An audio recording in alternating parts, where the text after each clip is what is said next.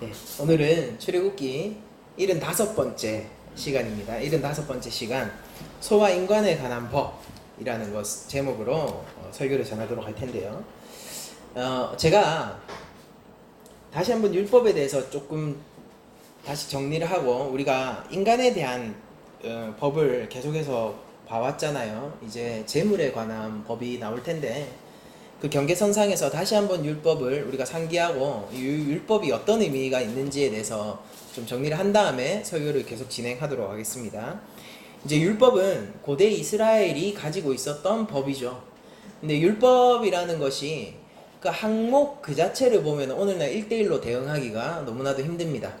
그러니까 우리는 전혀 다른 시대를 살고 있고 고대 근동의 사회와 지금 2019년 대한민국의 사회는 전혀 다른 사회일 뿐더러 우리들은 전혀 다른 문화를 가지고 있고 위치도 시간도 전혀 다른 시간에서 살고 있습니다. 그런데 율법에서 우리들이 주목할 만한 부분은 무엇이냐면요, 그것을 문자적으로 지키고 아니고의 문제가 아니라 이것은 말 그대로 법이죠. 말 그대로 법. 그러니까 정책 같은 것이죠. 그러면은 그때 당시 사회에서 왜 이런 정책, 법이 나오게 되었는가 라고 우리가 물어봤을 때, 이걸 우린 오늘날 말로 얘기하면은 뭐 정책에 어떤 정책을 내느냐는 근본적으로 어떤 정치 철학을 가지고 있느냐와 맞닿아 있을 것이고, 어떤 법을 내는 것인가, 그 시대에서 이런 구체적인 법을 제정한다는 것은 그 근원에는 어떠한 정신이, 법 정신이 있다는 것을 우리에게 알려주거든요. 그러니까 율법을 통해서 저희들이 주목하고 바라봐야 하는 것은 이것의 문자적인 어떤 지켜짐, 이건 당시 근동사회에서는 의미가 있었어요. 그러나 오늘날 우리에게는 의미가 없습니다. 그러나 이것을 어떻게 왜 이렇게 제정하게 되었는가에 대한 그 정신은 오늘날 우리에게도, 교회에게도 우리가 어떻게 신앙생활을 해야 되고 우리가 어떻게 세계를 바라봐야 하는가에 대한 그런 근원적인 답을 내려줄 수 있는 부분이 될 것입니다. 그래서 오늘도 저희들이 소와 인간에 관련되어 있는, 이것은 재물에 관한 것이고 이제 소유물, 이 재산 문제에 대한 법이거든요. 여러분 아무도 소 가지고 계신 분 없죠? 저희가 시골 교회면은 소를 가지신 분이 있으실 수도 있는데, 제가 알기로 우리 교회 안에서는 그 누구도 소를 가지고 있지 않습니다. 그럼에도 불구하고 이것이 우리에게 큰 의미가 되고 우리가 성도로서 살아갈 수 있는 어떤 가치 체계를 제공한다는 것을 생각하면서 설교를 한번 들어보시길 바랍니다. 여러분들, 소라는 것을, 그러니까 이게 고대 근동 세계의 이스라엘의 법이니까 우리가 그 시대 속에서 이 법을 한번 살펴볼 필요가 있겠죠. 그러니까 소라는 것은 고대 근동 세계에서 굉장히 큰 재산이었죠. 그러니까 우리가 멀리 가지 않아도 돼요. 멀리 가지 않고 우리가 한 40년, 50년 전만 하더라도 소라고 하는 것은 가정에 굉장히 큰 재산이었고, 그것이 농업사회라면은 더 말할 나위 없죠. 그러니까 이것은 단순히 돈이나 보석 같은 그런 재산일 뿐만 아니라 실질적인 노동력을 제공하는 굉장히 중요한 가축이라는 말입니다. 그러니까 고대 근동 사회에서도 그런 지점에서 우리들이 바라봤을 때 소라는 것은 귀중한 재산의 대표물로서 기능을 하게 되는 것입니다. 그래서 율법 외에도 고대 근동의 법전들을 보면요, 소에 대한 법들이 여럿 나와요. 그러니까 함무라비 법전, 에시눈나 법전 같은 경우에 이 소에 관한 얘기들을 하고 있는데, 여러분들 한번 먼저 제가 이것을 소개하고 오늘 설교를 진행하도록 할게요. 함무라비 법전을 보시면요, 이제 250에서 252항을 제가 읽어드리겠습니다. 쭉. 소가 거리에 거닐던 사람을 받아서 죽게 할 때는 과정을 따져 물을 이유가 없다. 그러니까 어떻게 소가 받쳐 죽게 되었는가, 이런 거를 묻지 말라는 거죠. 왜냐면 짐승이기 때문입니다. 한 사람의 소가 들이받는 성향이 있는 것으로 알려져 있고, 시민들이, 이게 의회를 통해서 얘기를 하는 거예요. 시민들이 주인에게 그 문제점을 언급하였는데 주인이 그 소의 뿔을 자르지 않고 제어하지도 않아서 이 소가 사람을 들이받아 죽게 만들면은 그 주인은 은밤 문화를 지불하라. 죽은 이 문화는 곧 그 고대근동의 그 동전 단위이죠. 돈 단위이죠. 우리 원, 달러 이런 것처럼 죽은 자가 어떤 종류의 어떤 사람의 종이라면 주인에게는 한 문화를 지급하라 라고 얘기를 했습니다.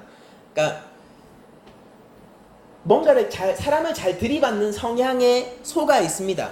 그러니까 사람들이 의회를 통해서 그 사람한테 경고를 했고 그것을 주의하라 라고 공식적으로 사회적으로 이렇게 언급이 갔는데도 불구하고 소의 부를 자르거나 아니면 단단히 묶어놓거나 이런 일들을 하지 않아서 그 소가 다른 사람을 죽이게 되면은 그러면은 기본적으로 반 문화를 제공하게 되고 종이 만약에 누군가의 종이 죽게 되면은 한 문화를 제공하라고 하는 거예요.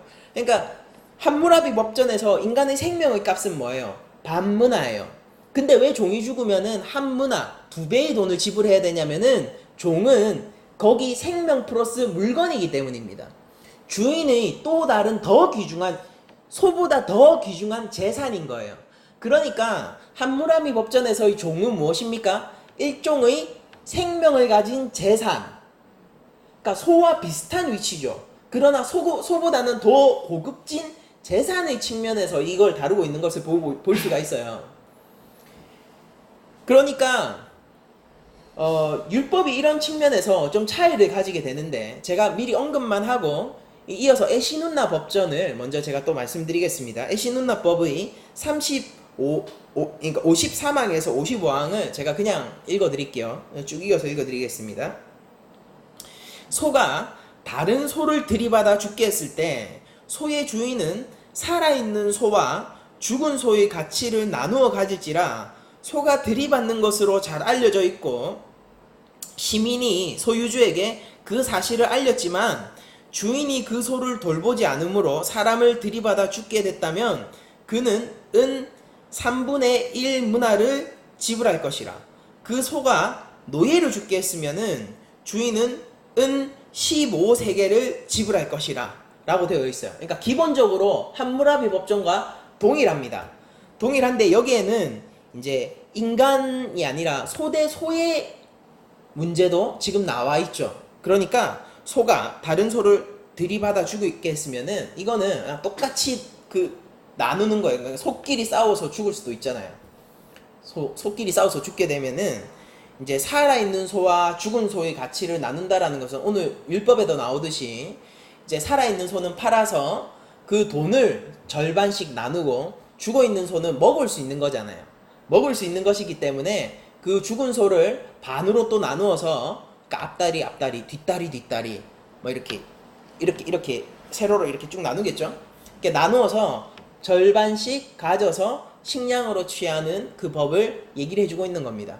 그러니까 죽었어. 소가 싸우다가 죽었어. 그럼 어떻게 할 것이냐? 둘 다에게 책임이 있고 그걸로 동등하게 나눈다라는 것이죠. 그러니까 소라는 것은 금은 보석 같은 그런 재화와는 다르기 때문에 움직일 수 있고 특히 인간보다도 힘이 더 센 동물이기 때문에 사람에게 얼마든지 상해를 가해줄 수 있고 그리고 중요한 건 고대 근동의 세계에서는 소가 언제나 내 옆에 있는 동물이라는 것입니다. 그렇기 때문에 고대 근동의 세계에서 소에 대한 법을 발견하는 것은 그렇게 어렵지 않아요. 그리고 이 소라는 것은 약간 패러다임적인 성격을 가지고 있어서 단순히 소에게만 국한되어 있는 것이 아니라 이 재산의 침해에 대한 어떤 근본적인 정신을 나타내주는 그런 법으로서 작용을 합니다. 그러면은 고대 근동 세계에서 이런 법들이 있었다는 것을 저희들이 한번 살펴봤어요. 그러니까 이스라엘, 이 하나님이 율법을 주실 당시의 커먼 센스입니다. 이게 하나님이 율법을 주실 당시의 상식이에요. 상식. 이 사람들이 특히 함무라비 법전 같은 경우에는 율법보다 앞서 나와 있는 법전이죠.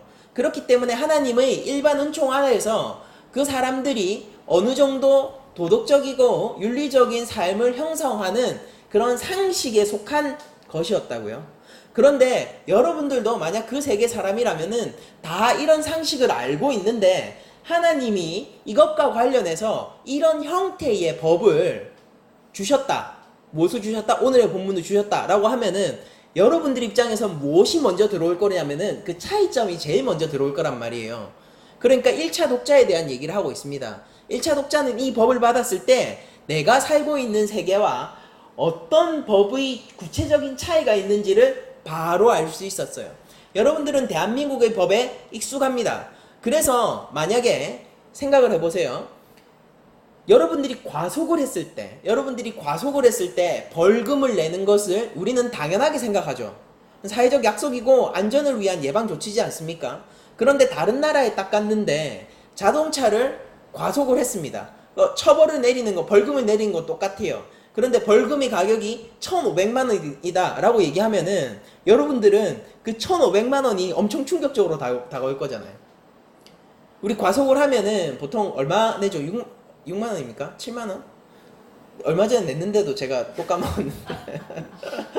근데 여러분들, 그러니까 과속을 하면은 벌금을 낸다라는 것은 동일하죠. 매우 비슷해요. 그쵸? 근본적으로 매우 비슷하지만은 1,500만 원이라는 단위는요, 이거는 뭔가 다른 거예요. 그러니까 충격적으로 다가오는 것이죠. 자, 여러분들, 그러면은 율법과 고대 근동의 세계의 다른 법들이 어떤 차별화된 정신을 가지고 있는가에 대해서 우리가 살펴보려면은요, 오늘 본문의 구조를 먼저 한번 살펴볼 필요가 있습니다. 여러분들, 오늘 본문은요, 총 3단위로 나누어져 있어요. 첫 번째는 28절에서 32절까지의 말씀입니다. 이것은 28절에서 32절까지의 말씀은 소 대 인간의 구도를 가지고 있습니다. 소와 인간. 그리고 33절에서 34절은 인간 대 소의 구도를 가지고 있어요. 그러니까 인간이 소에게 해를 입히는 것이죠. 그리고 나머지 본문인 35절, 36절은 소 대 소의 구도를 가지고 있습니다. 먼저 이렇게 이렇게 세 부분으로 나누어서 우리가 하나씩 살펴볼 건데요. 자, 먼저 21장 28절에서 32절을 보면은 이렇게 되어 있죠. 소가 남자나 여자를 받아서 죽이면 그 소는 반드시 돌로 쳐서 죽일 것이고 그 고기는 먹지 말아야지 그 주인이 형벌을 면한다라고 되어 있습니다. 벌써 처음부터 완전히 달라요. 왜냐면은 여러분들이 제가 함무라비 법전도, 에시눈나 법전도 소개를 해드렸지만은 거기에는 어떤 경우에 있어서도 소가 사람을 쳤다고 해서 소를 죽이는 경우는 없습니다. 그러니까 소를 죽이죠. 소를 죽이는데 그 고기를 먹지 말라고 하는 경우는 없습니다. 고기를 먹지 말라고 하는 경우는 없어요. 생각해보니까 소를 죽이는 그 행위도 없었네요. 소를 죽이지도 않고 그 고기를 먹지 말라고 금지하지도 않아요. 그리고 여기 보면은 소가 남자나 여자라고 되어 있죠. 고대 근동의 법전에서 여자에 대한 법은 거의 찾아보기 힘들고 소와 관련된 법에서도 부수적으로 여자를 다루지 않아요.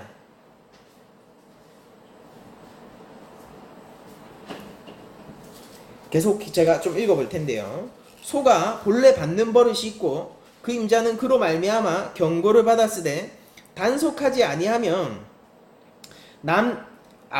남녀를 막론하고 받아 죽이면 그 소는 돌로 쳐 죽일 것이고 임자도 죽일 것이며 만일 그에게 속죄금을 부과하면 그 명령한 것을 생명의 대가로 낼 것이요 라고 되어 있어요. 이것도 되게 충격적인 거예요. 왜냐면은 소가 사람을 받아서 죽게 만들었습니다. 그런데 지금 오늘 율법에서 요구하는 건 뭐냐면은 다른 고대 근동의 법전에서는 돈이 정해져 있었죠. 일정의 돈이 센 벌금이에요. 되게 센 벌금이에요. 그럼에도 불구하고 돈이 정해져 있었다고요. 그런데 오늘의 율법에서는 뭐라고 얘기를 하냐면요. 이렇게 얘기하는 거예요. 생명의 속전을 내야 된다. 무슨 말인지 아십니까? 네가 생명의 속전이라는 것은 너에게 사형이 구형되었다라는 거예요. 그러니까 내가 소가 받는 버릇이 있고 그것이 경고 조치가 취해졌음에도 불구하고 내 소를 내가 제대로 다루지 못해서 사람을 죽게 하잖아요. 그러면은 생명에 대해서 네가 생명으로 책임져야 된다고 얘기하는 겁니다. 그러니까 성경이 생명에 대해서 어떻게 다루냐면, 인간의 생명에 대해서 어떻게 다루냐면은 이것은 돈으로 대처할 수 없는 것으로 다루고 있습니다. 그 근본적인 정신이 무엇입니까? 모든 인간은 하나님의 형상 그 자체라고 성경이 정의를 내리고 있기 때문이죠. 그것이 이스라엘 공동체를 지배하고 있는 그런 사상이었어요. 그러니까 하나님께서 그들이 생명을 돈으로 환산하기를 원치 않으셨고, 종의 생명을 자유인의 생명보다 더 경히 여기는 일도 하나님이 원하지 않으셨고, 그래서 저희들이 앞서 봤듯이 노예에 대한 이스라엘 진영 내에서는 노예에 대한 법이 제대로 지켜지면은 노예 제도 자체가 무력해지어서 고용인과 피고용인의 관계만 남는다고 제가 말씀드렸잖아요. 그러니까 하나님은 그 사람의 시간을 네가 살 수는 있어. 그 사람의 노동력을 네가 살 수는 있어. 그러나 그 사람의 가치를 네가 살 수는 없어. 왜? 내 거니까. 내 거니까. 너도 내 거니까. 그러니까 너는 그 사람의 노동력과 시간을 살 뿐, 그 사람 하나님 형상으로서의 그 사람의 존엄에는 그 어떠한 해도 가해서는 안 된다라고 하나님이 명령을 하셨잖아요. 그게 노예에 대한 법이었잖아요. 그래서 노예 제도를 무력화시키기 위해서 노예가 만연했던 그곳에 노예법을 주신 거지 아닙니까? 그러니까 노예법은 다른 고대의 근동과 굉장히 많이 충돌하죠. 그래서 여러분들이 보셨다시피 근동세계의 법들과 굉장히 많이 충돌해요. 노예는 재산에서 인간으로 넘어옵니다. 이스라엘의 진영 내에서는. 자, 그런 것처럼 하나님께서 생명을 해친 그것에는 무언가 돈으로, 단순히 돈으로 책임질 수 없고, 그것에 대해서 아주 생명과 말 그대로 생명 그 자체로 너에게 책임이 주어져야 하는데, 그것에 대해서 생명의 속전으로 대신 지불할 수 있게 해놓은 거예요. 그러니까 다른 고대 근동의 법에서도 사람을 죽이게 되면은 많은 벌금이 부과됐습니다. 그런데 지금 이스라엘의 세계에서는 엄청나게 많은 벌금이 부과되는 거예요. 그러니까 저희가 생각을 해봅시다. 거의 이런 정도로 여러분들이 볼 수 있어요. 제가 아까 1,500만 원 얘기했잖아요. 여러분들이 만약에 신호위반을 했다고 하면은 뭐 어떤 나라에서 막 100만 원 벌금 부과되면은 우와 많다라고 생각할 수 있지 않습니까? 그런데 신호 위반을 했을 때 1,500만 원이라고 하면은 이거는 격차가 100만 원도 많은데 1,500만 원은 아예 압도적으로 격차가 너무나도 많이 나잖아요. 생명의 속전이라는 그런 거예요. 그러니까 그 사람에 있는 재산을 거의 다 걷어갈 수도 있는 것입니다. 하나님은 근데 그것에 대해서 책임을 물으시기를 원하는 거예요. 제가 여러분들 예전에 기억나실지 모르겠는데 제가 살인하지 말라 이 10계명을 한 계명을 가지고 제가 설교를 드릴 때에 이스라엘은 건축법이 있다라고 했죠. 그래서 높은 곳에 난간을 설치하지 않았기 때문에 누군가 떨어지게 되면은 그 핏값을 그 집 주인이 책임져야 된다라고 하는 계명이 있었던 걸 여러분들 아시죠? 그래서 패러다임적인 법으로서 모든 영역에서 다 적용이 된다라고 제가 말씀을 드렸지 않습니까? 그렇게 하나님은 인간의 생명을 하나님의 형상의 가치로서 매기시고, 다른 그 어떤 지역과도 다르게 이스라엘 진영 내에서는 그것이 값어치 있게 다루어지기를 원하셨어요. 생명은 무엇으로도 대처되지 않는 거예요. 생명은 생명입니다.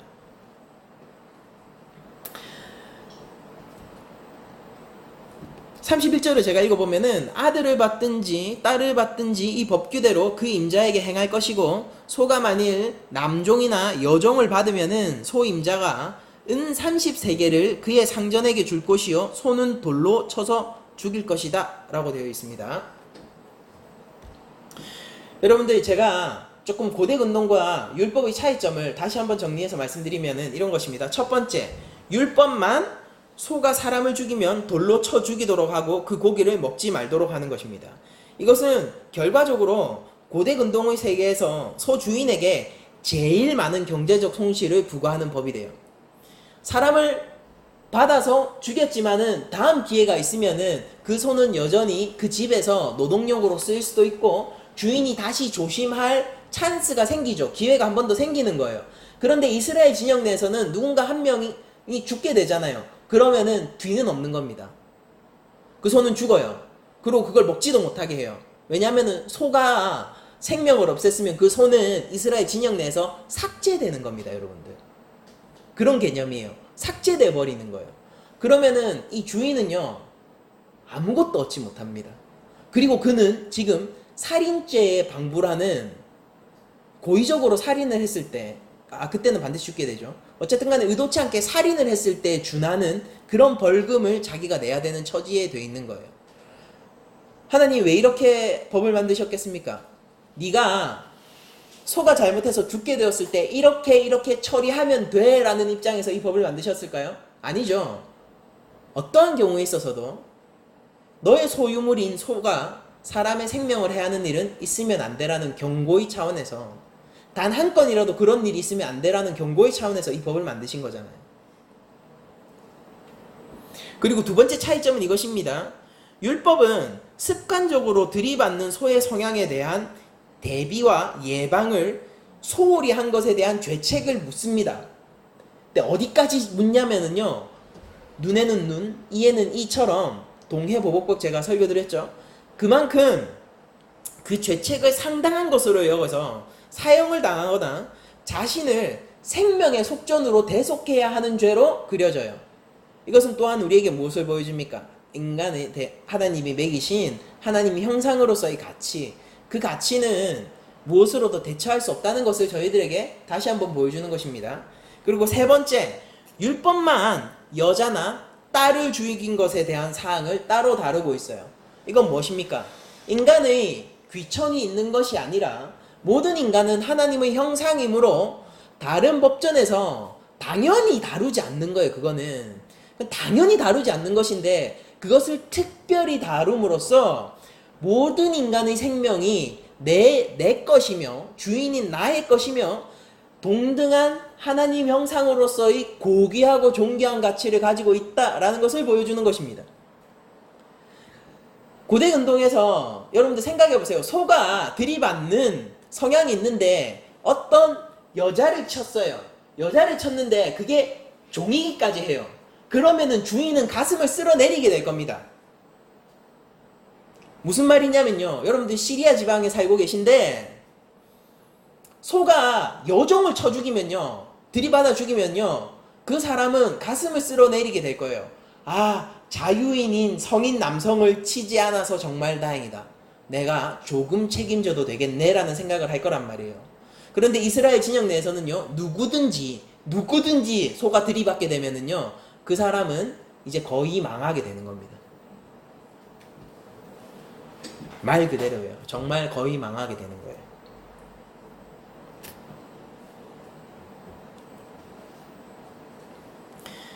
근데 재산보다 생명이 훨씬 중요해요.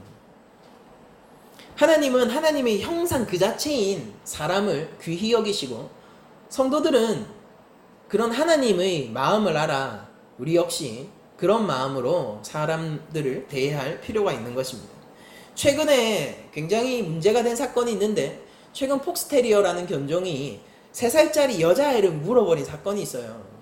그래서 우리에게 잘 알려진 반려견 훈련 전문가인 강형욱 씨가 이 사건을 이렇게 빗대어서, 이 견주는 이 해당 견을 키울 능력이 안 되고, 이 개는 언제든지 또다시, 그 강형욱 씨의 표현을 그대로 빌리는 겁니다, 사냥할 수 있기 때문에 안락사를 시켜야 한다라고 주장했습니다. 실제 그때 당시 영상을 보면요, 조금 큰 이렇게 좀 장성한 여자아이와 3살짜리 동생인 이 자매가 동시에 나오거든요. 문을 열고.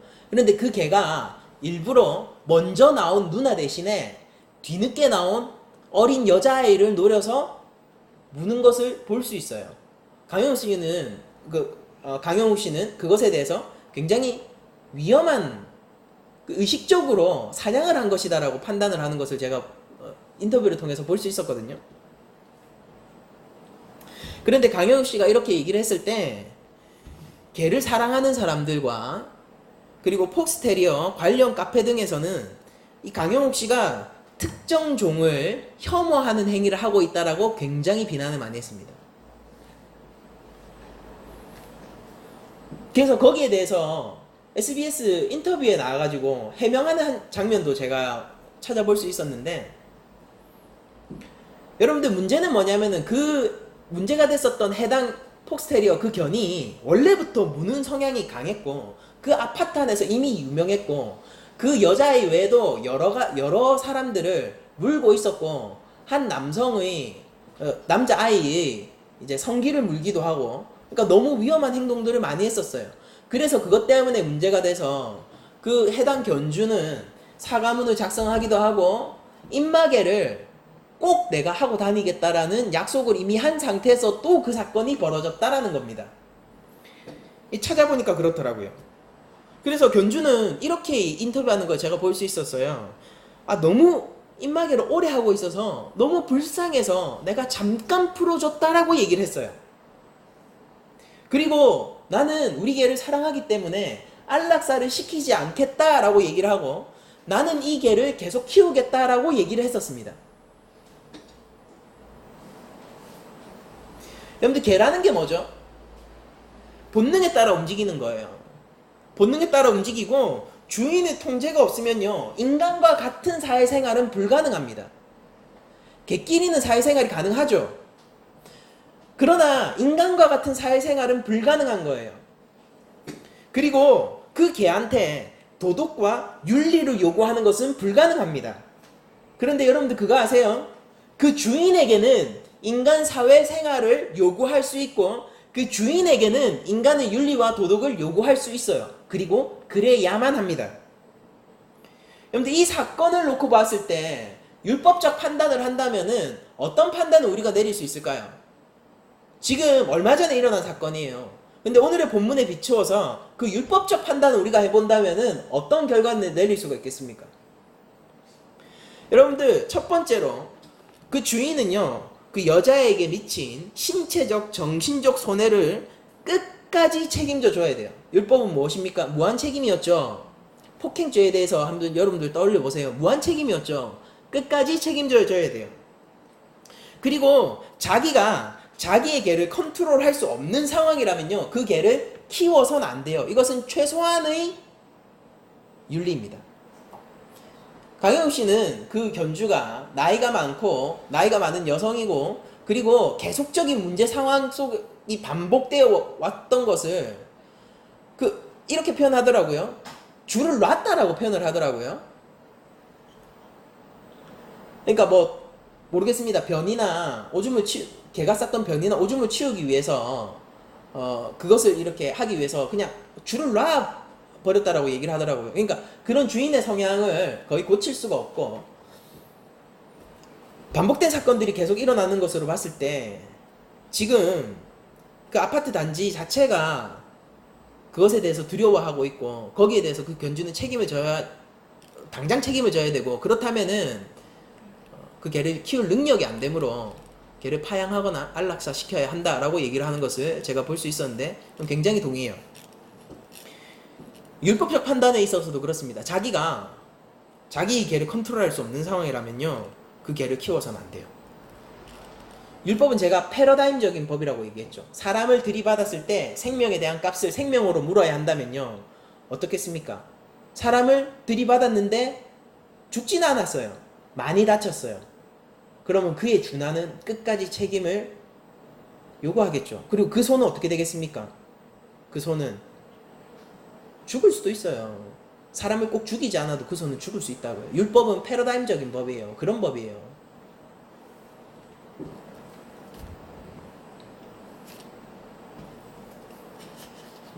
근데 저는 그런 생각을 해봅니다.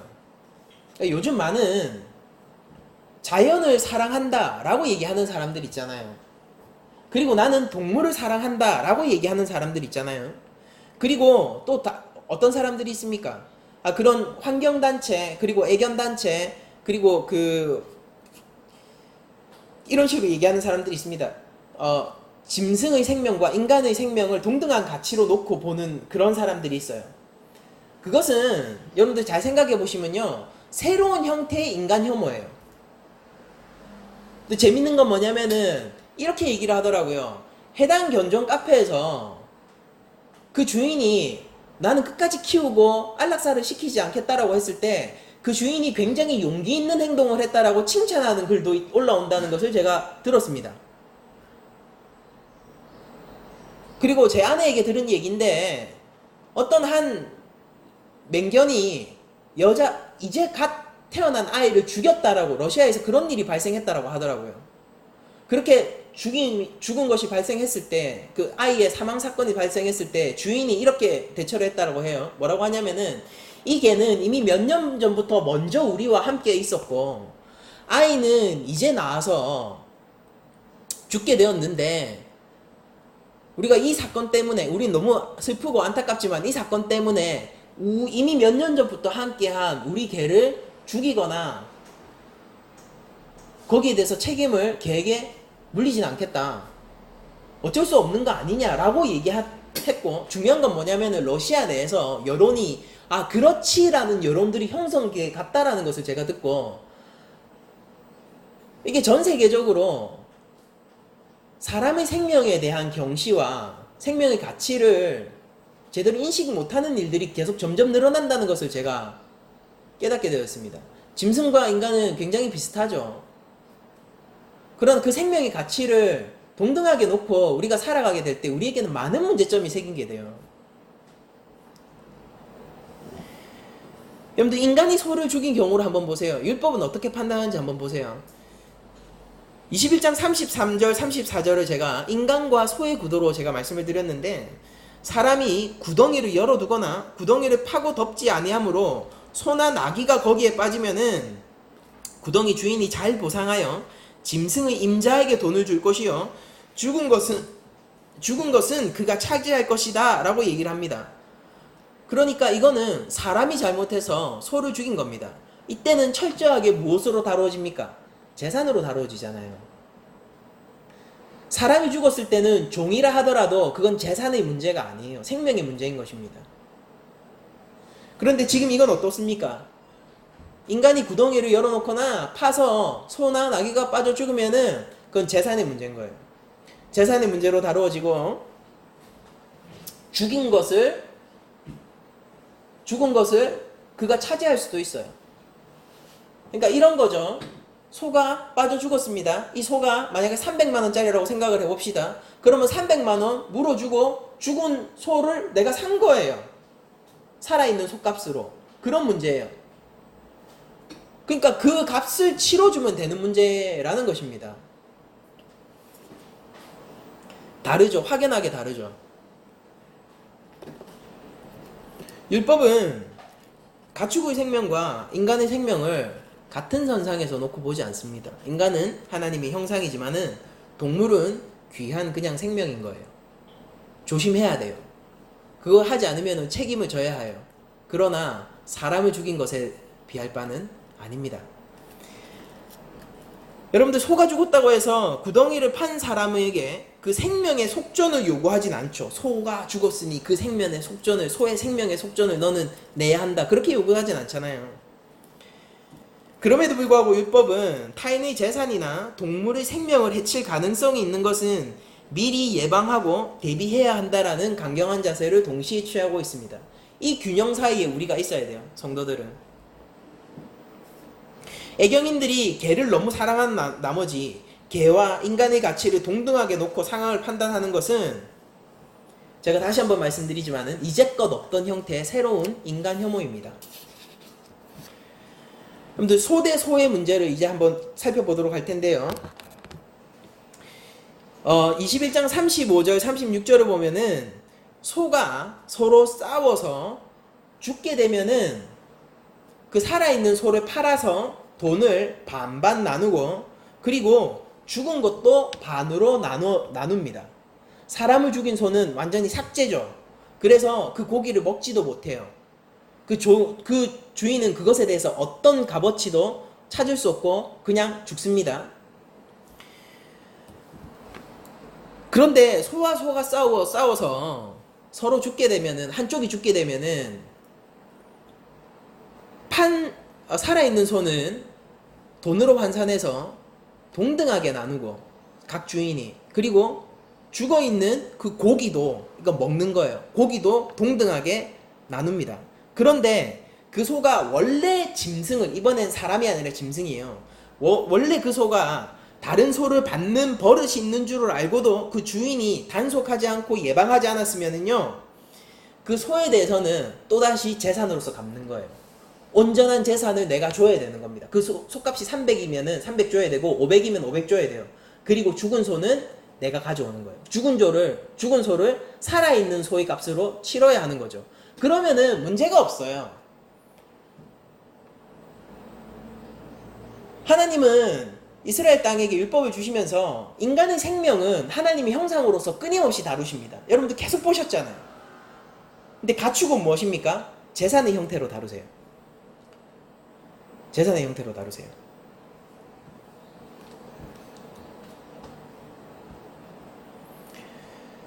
여러분들 오늘의 이 본문 말씀이 그러면은 어떠한 정신 아래에서 나오게 되었는가를 한번 생각해 보면은 제일 첫 번째 정신은 이것이겠죠.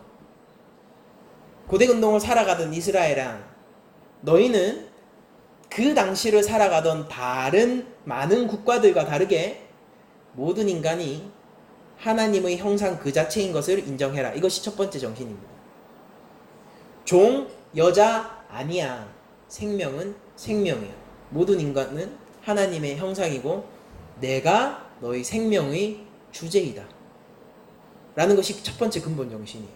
그리고 두 번째, 여러분들 어떻습니까? 두 번째는 네가 내 백성으로 살아가기 위해서는 다른 사람의 하나님 형상으로서의 그 생명을 조심히 다루고 그것을 매우 존중하며 어떠한 가능성에 있어서도 어떠한 가능성이 생명을 해치는 그 어떠한 가능성도 있어서는 안 된다라는 것이 두 번째 정신이에요.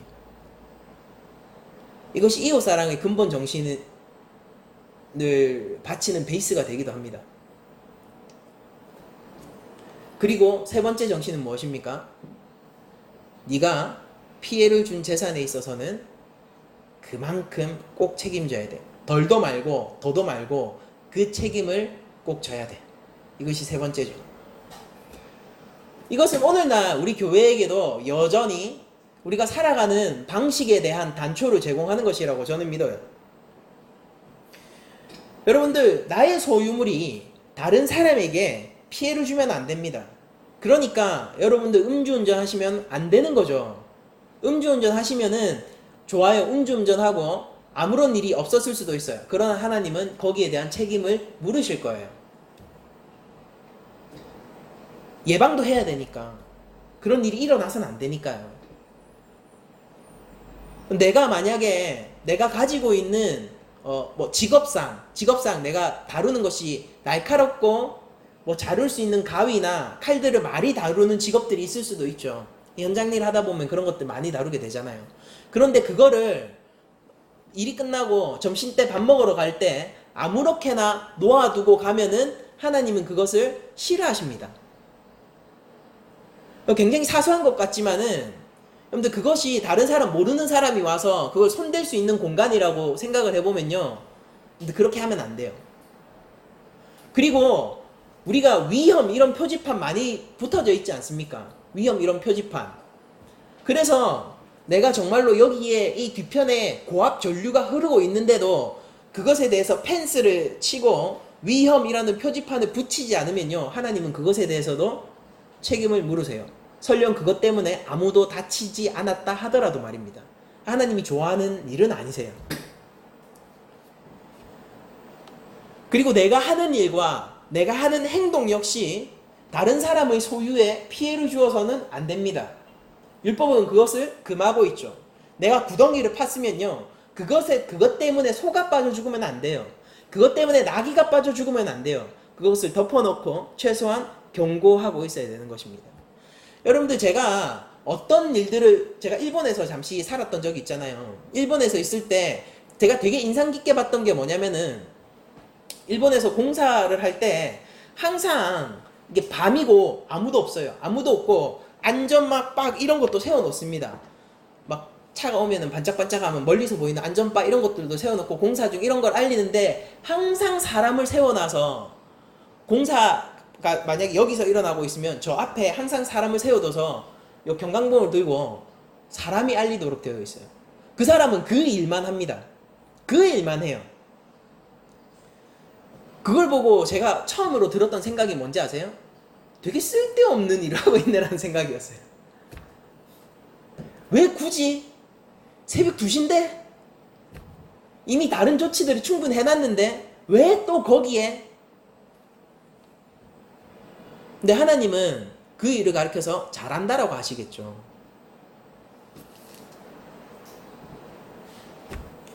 내가 하는 일이나 행동이 상대방의 소유에 피해를 줄 수 있는 가능성들 우리는 최대한 차단해 나가면서 하는 것이 좋습니다. 여러분들 이런 일을 하기 위해서는요, 만약 사업을 하시는 분이나 아니면은 효율이 넘치는 일을 해야 되는 분들이라면은 굉장히 큰 거침이 올 수도 있어요. 그래서 이런 것들을 보통 우리 사회에서는 기업 윤리의 차원에서 다루곤 하지 않습니까? 그런데 그 길이 하나님 앞에서 맞는 길이에요. 그러니까 우리가 믿음대로 하면 되겠죠. 그리고 누군가의 책임을 따져 물을 수 없는 경우, 소가 다른 소랑 자기끼리 싸워서 죽는 뭐 그런 경우들 있잖아요. 그러니까 누군가의 책임을 물을 수 없는 경우에도 딱 그만큼의 책임을, 과도하지 않은 책임이겠죠. 그러나 그럼에도 불구하고 딱 그만큼의 책임을 서로 나누어서 분담해야 됩니다. 사건이 벌어지면은 거기에 책임자가 없을 수는 없어요. 하나님의 법에 따르면은. 한국 사회를 보면서 우리들이 왜 정의에 대해서 한탄하고 우리가 왜 안타까워하는 일들이 자꾸 TV에 상에서 벌어집니까? 사건이 벌어졌어요. 책임자가 없어요. 사건을 벌인 사람도 있어요. 그러나 그 누구도 책임을 추궁받지 않습니다.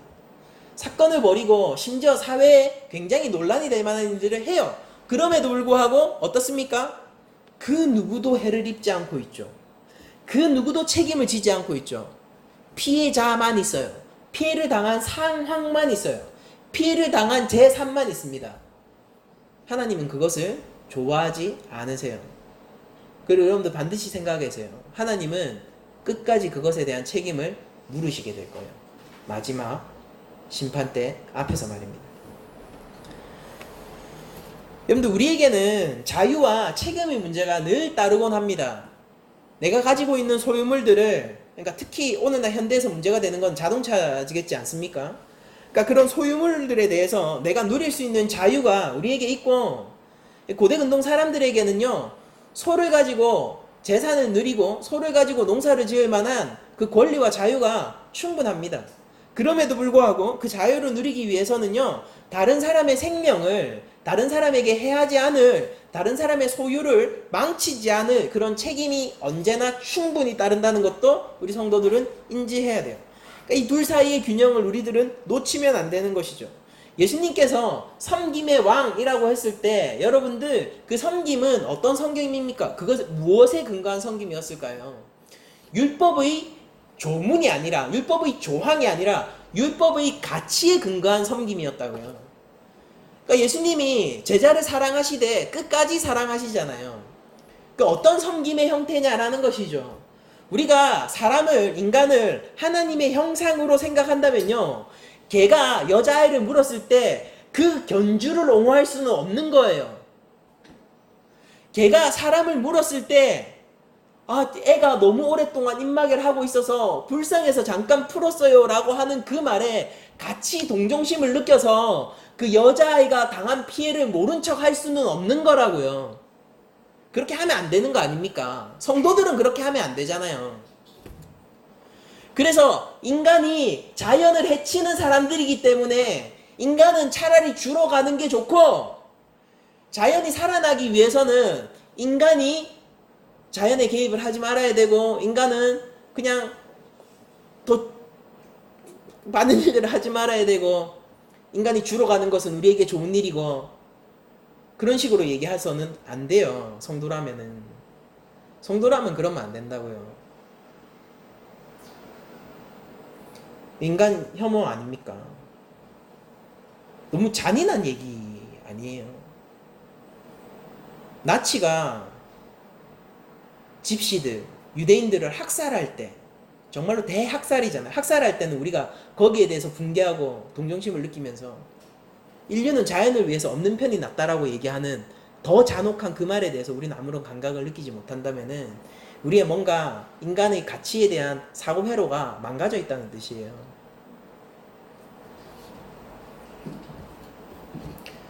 여러분들 우리가 성도로서 이웃을 섬기고 사랑해야 합니다. 근거가 무엇입니까? 근거가 무엇입니까? 사랑할 만한 사람을 사랑하는 것은 누구나 할 수 있습니다. 근데 정말로 이웃을 사랑하는 그 근원적인 마음을 품기 위해서는 여러분들이 모든 인간에게서 하나님의 형상이라는 그 사실을 바라볼 수 있어야 해요. 하나님은 아니죠. 나 하나님의 형상 그 자체예요. 그가 가지고 있는 그 생명의 수요권자가 하나님이라는 사실을 우리는 인정해야 합니다.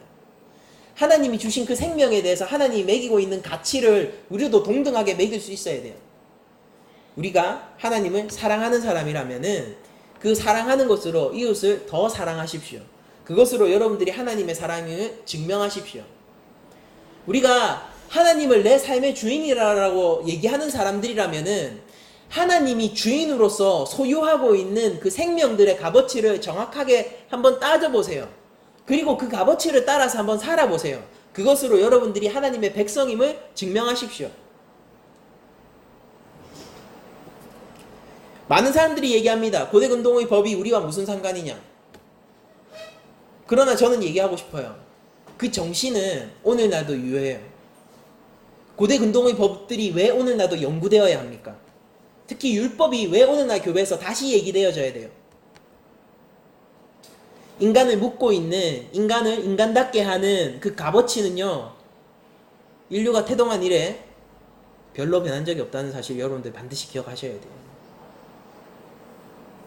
세상은 많이 변한 것 같지만은 인간을 인간답게 만드는 것은 모든 인간은 하나님의 형상이라는 근원적인 정신을 우리들이 품고 있을 때 가능해집니다. 어느 시대건 항상 그래왔습니다.